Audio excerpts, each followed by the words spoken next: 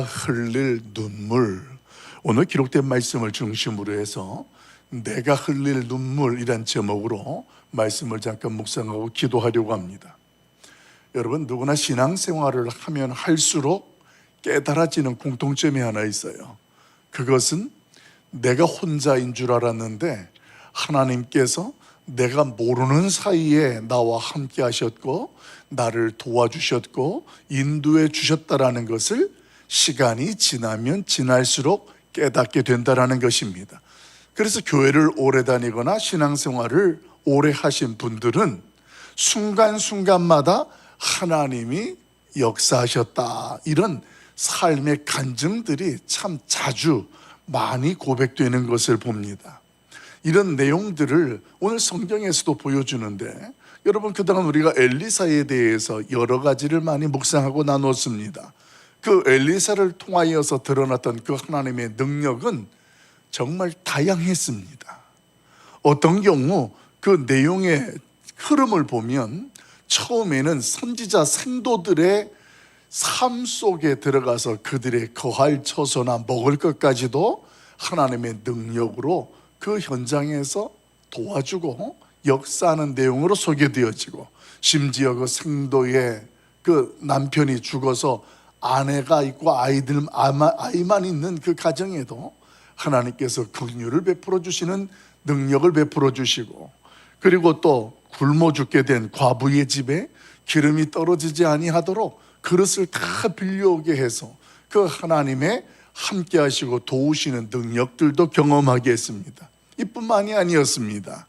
그러니까 소외된 자, 가난한 자, 또 힘든 사람 다 포함해서 이방인들까지도 하나님께서는 하나님이 지키시고 다스리고 통치한다라는 것을 분명히 보여주었는데, 그게 우리가 알고 있는 나만 장군에게서도 보면 이웃 나라의 장수였습니다. 그런데 그 장수의 문둥 나병까지도 고쳐주는 역사가 누구를 통해서 일어났느냐? 이 엘리사를 통해서 하나님의 역사하심과 은혜가 베풀어졌다라는 거예요. 그리고 주일날 묵상했던 것처럼 나만 장군 그 말씀을 묵상한 이후에 수넴 여인이라는 여인이 등장하는데, 시간상으로 보면 수넴 여인의 이야기가 그 앞에 있었다라는 것을 말씀을 함께 나눴습니다. 그 수넴 여인의 가정에 베풀었던 하나님의 능력도 공통적으로 한 가지로 정리한다면, 이방인이나 유대인이나 약한 자나 어떤 소외된 자라 할지라도 하나님의 통치와 다스림 안에 있다라는, 그 하나님께서 주관하신다라는 사실을 분명하게 선포해 줬습니다. 그러니까 이스라엘이라는 나라만 하나님이 통치하고 다스리는 것이 아니라 오늘 이방 나라까지도 하나님은 다스리신다. 사실 그 구체적인 내용이 오늘 본문에 소개되는 거예요. 등장하는 나라가 바로 아랍이라는 나라입니다. 이 북이스라엘을 힘들게 했던 나라가 바로 아랍 나라인데, 그 나라에 하나님께서 섭리하시는 내용이 오늘 본문에 소개되어져요. 당시에 이 아랍 왕이 베나닷이라는 사람이 그 왕으로 있었는데, 그 왕이 병에 걸렸습니다. 그렇게 병에 걸려 있는 상태에 하나님께서는 이 아람의 수도라고 할 수 있는 수도였던 다메섹이라는 곳으로 이 엘리사를 보내게 됩니다. 그러니까 그 나라의 수도에 갔으니 그 수도에는 대통령이 있을 것이고, 우리가 말하면 당시에 왕이 베나닷이 있었다라는 거예요. 그런데 아프고 있는데 하나님의 사람 엘리사가 다메섹에 왔다는 이야기를 들으니까 왕이 자신의 가장 측근이었던, 자기가 신뢰할 수 있는 하사엘이라는 사람을 보내서 자신의 병이 고침을 받을 것인지 어떤 결과가 있을 것인지를 좀 알아오라고 합니다. 사실 베나닷이 이렇게 엘리사에게 보내게 된 것은 그동안 그 엘리사를 통하여서 일어났던 역사들을 이 베나닷이 다 듣고 알고 있는 거예요. 그러니까 저 사람은 보통 사람이 아니고 그 사람이 통하여서 역사되어지는 하나님이 진짜 하나님이라는 것, 나만 장군을 통해서도 이미 알 수 있는 기회들이 있었습니다. 그러니까 자신이 이제 병이 걸렸으니 나병에 걸렸던 나아만도 고침을 받았다면 나도 이 질병이 어떻게 될 것인가, 시키는 대로 뭐든지 내가 해야 되겠다라는 그런 마음이 있으니까 하사엘을 보내서 묻게 되는 거예요. 그렇게 되어지는데 그 이야기를 들었던 이 엘리사의 이야기가 참 특별합니다. 그 이야기를 듣고 낫게 된다고 말을 해요. 그러면서 하는 얘기가 그 다음에 동시에 죽게 된다고 이야기를 해요. 아니, 낫는다, 병이 고쳐진다는 이야기를 하고, 그리고 또 그가 반드시 죽으리라 이야기합니다. 우리 10절 한번 같이 읽어봅시다. 우리 10절 말씀 같이 읽어봐요. 시작. 엘리사가 이르되 너는 가서 그에게 말하기를 왕이 반드시 나으리라 하라. 그러나 여호와께서 그가 반드시 죽으리라고 내게 알게 하셨느니라 하고. 아멘. 이 이야기를 들어보면 도무지 이게 산다는 이야기인지 죽는다는 이야기인지 그 내용 자체가 사실은 조금은 이야기가 좀 어렵습니다. 그런데 이상한 것은 더 있어요. 그렇게 말을 하고 엘리사가 하사엘을 민망하리만큼이나 뚫어지게 이렇게 쳐다보는 거예요. 그렇게 뚫어지게 쳐다보더니 그 하사엘을 보면서 엘리사가 울기 시작합니다. 자, 여러분 이 상황을 한번 보세요. 엘리사에게 와서 하사엘이 우리 왕이 지금 병에 걸렸는데 그 병이 고침받겠습니까? 그 이야기를 들었더니 엘리사가 하는 이야기가 병이 고침받아서 살 것입니다. 그러나 반드시 죽을 것입니다. 그것도 이해가 안 되는데 갑자기 자기를 보면서 하나님의 사람이 엉엉 울어요.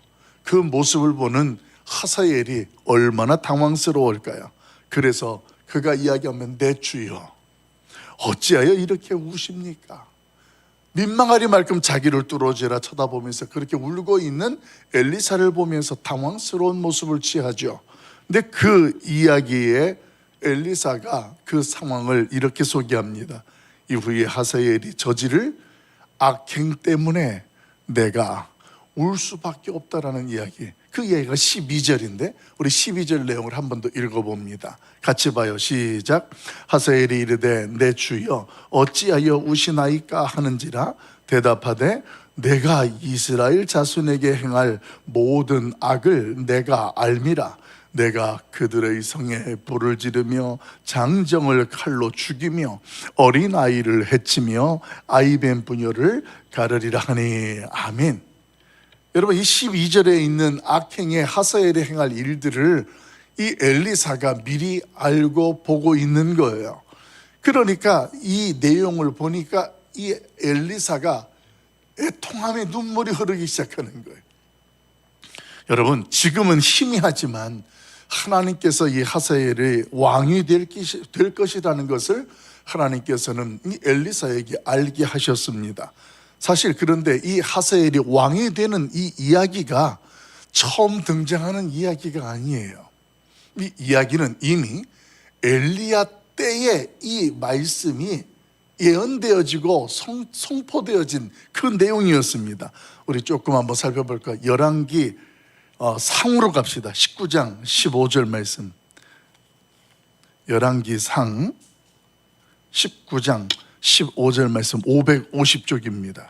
구약 성경 열왕기상 19장 15절 말씀에 보면 엘리야 때에 하나님께서 이제 함께 말씀하셨던 내용이 15절에 소개됩니다. 15절 16절 같이 봐요. 시작.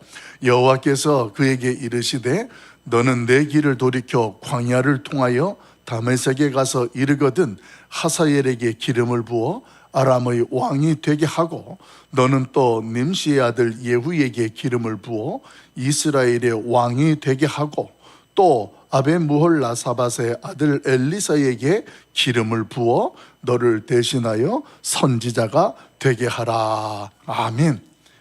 이미 하나님께서 엘리야에게 이 말씀을 통해서 아람의 하사엘을 왕이 되게 하라는 말씀을 하셨고 또 엘리사에게 기름을 부어서 그 뒤를 선지자의 길을 이어서 가도록 하게 하는 말씀들이 함이 있다라는 것입니다. 자, 그런데 여러분 오늘 이런 이야기들을 이미 알고 있고 선포되었던 말씀이 성취되고 있는데 중요한 것은 말이에요, 오늘 그가 울고 있는 거예요. 엘리사가 지금 울고 있는 거예요. 그 우는 모습 속에 악행이라는 것을 알고 있지만, 사실 우리 생각해서는 그래요. 아니, 아직 악행을 저지르지 않았으니까 악행을 저지르기 전에 저 하사엘을 어떻게 하면 되지 않느냐, 그렇게 하면 그런 고통스럽고 끔찍한 일들이 일어나지 않을 것인데 왜 누리기만 하고 있느냐, 이런 생각이 언뜻 우리 가운데 들을 수 있는 거예요. 알고 있으니까 미리 그런 일들이 일어나지 않도록 할 수도 있는데, 오늘 그 일에 대해서 왜 울고만 있을까? 여러분, 오늘 저는 이 엘리사가 울고 있는 그 모습 속에 오늘 우리의 모습들을 함께 묵상해 보면서 정리하려고 합니다. 우리는 때로는 하나님 앞에서 울기도 합니다. 근데 우리가 울 때에 대개 우는 근거가 어떤 것이냐면, 우리의 처지나 형편이나 상황 때문에 하나님께 우는 게 대부분이에요. 근데 지금 사실 우리의 흐르는 눈물과 이 하나님의 사람이라는 엘리사가 흐르는 눈물은 조금 달라요. 오늘 그가 흐르는 눈물은 악행을 저지르게 될 일들로 고통을 받게 될 이스라엘이라는 나라에 대한 애통함이 오늘 그게 있는 거예요. 그런 모습 속에 저와 여러분이 깨닫고 도전되는 것은, 하나님께서 저와 여러분을 성도됨의 자리에 불러주셔서 오늘 그 하나님께서 일하고 계시고 섭리하시는 것을 알게 하시는데, 오늘 그런 하나님의 역사를 보면서 우리 안에 이 나라와 또 우리 교회 공동체나 또 우리가 속해 있는 일터를 통하여서 그 하나님이 일하시고 역사하실 것을 깨달으며 애통함으로 그 하나님과 함께 할 수 있길 예수님의 이름으로 축원합니다. 나의 그 어떠함 때문에 흐리는 눈물, 그 흐르지 말라는 말이 아니라 그게 다가 아니라는 거예요. 하나님께서 나를 어느 곳에 세우셨고 또 어떤 것들을 감당하게 하시고, 그런 하나님의 인도하심이 하나님의 다스림이라는 것으로 고백되어진다면, 그곳에서 나는 어떤 사람이냐면 하나님께서 나를 통하여서 역사하시는 하나님의 도구요 통로라는 사실을 깨달을 수 있기를 예수님의 이름으로 소망합니다. 그렇게 될 때 거기에 사명이라는 것이 나오고, 그때에 그것을 위해서, 그 일을 위해서 눈물을 흘릴 수가 있게 된다는 것입니다. 여러분, 오늘 그런 모습들을 우리가 쉽게 우리 가운데에서 행하지 못하는 것들이 뭐냐면, 어떤 그 내용이라든가 어떤 결과에 매이기 때문에 그렇습니다. 그거에 의해서 울기도 하고, 그거에 의해서 내가 그 자리에 있는 정체성을 인식하기 때문에 그렇다라는 거예요. 그런데 그런 것들을 다 떠나서 중요한 것은 하나님의 말씀대로 오늘 나를 통하여서 내가 있는 그곳에서 그분이 역사하시고 섭리하신다라는 사실을 기억하고, 그것 때문에 거기에 하나님이 나를 보내셨고 세우셨다라는 것을 믿음으로 반응하면, 오늘 하나님께서는 당시에 세웠던 엘리사가 하나님의 사람으로 하나님의 능력을 나타내는 것처럼 이 시대에 하나님은 우리를 성도로 부르시고 성도됨의 자리에 세우시고, 오늘 내가 있는 그곳에서 또 그 일 가운데에 하나님의 다스리심, 그 하나님의 역사가 나타나게 될 줄로 믿습니다. 여러분, 예루살렘을 보시고 우셨던 분이 계세요. 우리가 알고 있는 예수님이 그랬습니다. 예수님께서 왜 예루살렘을 보시면서 우셨을까? 여러분, 성경은 그 부분을 분명하게 설명해 줍니다. 앞으로 이 예루살렘이 무너질 것을 보시고, 그 예루살렘이 하나님 앞에서 가야 할 길로 감당해야 될 것들을 제대로 감당하지 못하게 되니까, 오늘 그로 말미암아 다른 외부의 세력을 불러서 오늘 이 이스라엘의 나라가 망하게 되어지고, 그 예루살렘이 또 무너지게 되고, 이런 일들을 예수님께서 보시는 거예요. 그렇게 보시면서 오늘 눈물을 흘리셨던 모습이 오늘 성경은 그대로 소개됩니다. 여러분, 오늘 우리의 가족이 말이에요, 사탄에 끌려가서 무너져 간다면 오늘 그 모습을 여러분들은 알고 있고 미리 보잖아요. 우리의 자녀가, 우리의 가족이 무너질 것을 보면서 내가 애통함이 없다면, 여러분, 그 모습은 내가 거기에 왜 있는지, 내가 하나님의 도구로 서 있다라는 사명도 알지 못하는 모습이 되는 거예요. 오늘 중요한 말씀 한 가지를 같이 나눠볼까요? 여러분, 신앙이라는 것은 말이에요, 신앙은 내가 그 사람의 형편을 이해한다고 해서 그게 신앙이 되는 게 아니에요. 우리는 정문화라는 것이 있으니까 그 사람의 형편과 상황이라는 것을 이해하고 알기는 알아요. 그런데 그렇다고 해서 그 신앙이, 그것 때문에 신앙이 신앙되어지거나 이해가 되어질 수는 없다라는 것입니다. 그럼에도 불구하고, 그 상황에도, 그런 일이 있음에도 불구하고 그 하나님 앞에 서고 하나님을 믿고 따르는 그 모습이 바로 신앙이 된다라는 거예요.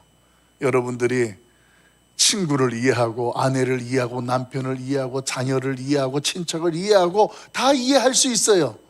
그렇기 때문에 어쩔 수 없어, 그렇기 때문에 그렇게 될 수밖에 없어, 조금만 더 어쩔 수 없어, 이런 이해가 그 사람의 신앙이 될 수가 없고, 그 사람이 하나님 앞에서 인정받는 죄인이 될 수 없다라는 거예요. 여러분, 신앙은 신앙이고 이해는 이해예요. 내가 누군가를 그만큼 이해한다면 그게 무슨 뜻일까요? 하나님의 심정을 가지고 그 사람을 이해해서 엎드리고 하나님 앞에 그 애통함으로 나아가는 것, 이게 중보예요. 예수님이 그렇게 하셨거든요. 형편을 이해한다고 해서 혀를 차면서 어쩔 수 없다라고 넘어가는 게 아니라, 그걸 내가 알면 아는 그 사람이 하나님 앞에 하나님의 심정을 가지고 그 사람을 위해서 내가 엎드리는 거예요. 애통하는 거예요. 눈물을 흘리는 거예요. 오늘 엘리사가 흘리는 눈물이 바로 그런 눈물이에요. 하나님이 주관하시고 역사하시는 일인데, 그 일 가운데에 이런 고통스러운 일들이 이 민족 가운데 일어날 것을 보니까 이 엘리사 심정에서는요, 그게 너무 애통한 거예요. 그래서 하나님 앞에 그 일들을 보면서 눈물을 흘릴 수밖에 없는, 오늘 성경은 그런 과정 속에 얼마나 그 일이 급진적으로 진행되는가 하면, 하사엘이 다메섹으로 돌아갔더니 왕이 묻습니다. 그래, 하나님의 사람 엘리사가 뭐라고 그러더냐? 예, 왕이요, 왕은 병에서 낫는다 그럽니다. 그리고 그날 밤에 물을 적신 갖다가 덮어버립니다. 그래서 죽이고 자기가 왕이 되어져요. 그래서 이 베나닷 다음에 하사엘이 왕이 되고, 근데 그 하사엘을 예후가 이제 죽이게 되어지는 이런 일들이, 아까 우리 열왕기 상에서 19장 15절에서 16절 말씀 속에 보면 거기 이제 예후에게도 기름을 붓게, 이게 다 지금 그 이야기가 연결되는 거예요. 그래서 하사엘이 예후에게 죽고, 또 예후는 또 예후대로 그 나라를 다스리게 되어지고, 그 하나님께서 말씀하신 대로 그들을 성취하는 것을 성경 그대로 보여줍니다. 이제 말씀을 정리하고 기도하려고 합니다. 우리의 신앙이라는 것은 살아가면 살아갈수록 하나님의 다스리심을, 하나님의 섭리를 보고 깨닫게 되어지는 것들이 더 깊어지고 많아집니다. 그런 신앙 속에 신앙이 무엇인가, 애통함이 무엇인가를 우리가 분별하고 알아서, 대신 애통해야 될 자리에 있다면 내가 그 자리에서 애통하는 거예요. 하나님이 나에게 어떤 직분을 주시거나 어떤 사명을 주셨다면 그 자리에서 애통함을 가지고 나아가는 거예요. 가정이면 가정이고, 일터면 일터이고, 교회면 교회이고, 오늘 그곳에서 그럼에도 불구하고 하나님 앞에서, 오늘 그 하나님 앞에 하나님의 뜻을 따르는 게 우리의 사명이고 우리의 믿음이 된다라는 것입니다. 오늘 이 시대에 예수님께서 눈물을 흘리신 것처럼 이 나라든 이 교회든 또 우리가 아는 그 어떤 것이든 가슴에 품고 하나님의 심정으로 눈물 흘리며 애통함으로 하나님의 역사와 긍휼하심을 간구하는 우리의 모습이 되길 간절히 소망합니다. 엘리사처럼 오늘도 하나님 앞에서 하나님의 역사와 뜻이 이루어지는 통로가 되십시다. 우리의 모습이 어떠하든지 그건 아무것도 상관이 없어요. 하나님이 우리를 통해서 일하시면 일하시는 거예요. 이방인이든 죄인이든 연약한 자든 강한 자든 그거는 아무런 문제가 안 돼요. 그냥 하나님이 하시면 하나님께서 역사하심이 드러나는 겁니다. 중요한 것은 그 하나님의 손에 붙들린 자가 되어야 한다는 거예요. 오늘 그 말씀을 기억하면서 이 새벽에 내가 오늘도 누군가를 살리는 눈물을 흘리게 하옵소서. 나라를 위해서, 한국 교회를 위해서, 또 우리 교회와 우리 성도들 여러 가지의 우리가 있는 그 자리에 관계되어진 그 사명을 위해서 하나님 앞에 거룩한 눈물을 흘리며 애통함으로 나아갈 때 우리 하나님께서는 애통하는 자에게 하나님께서 복되게 하실 줄로 믿습니다. 은혜 베풀어 주실 줄로 믿습니다.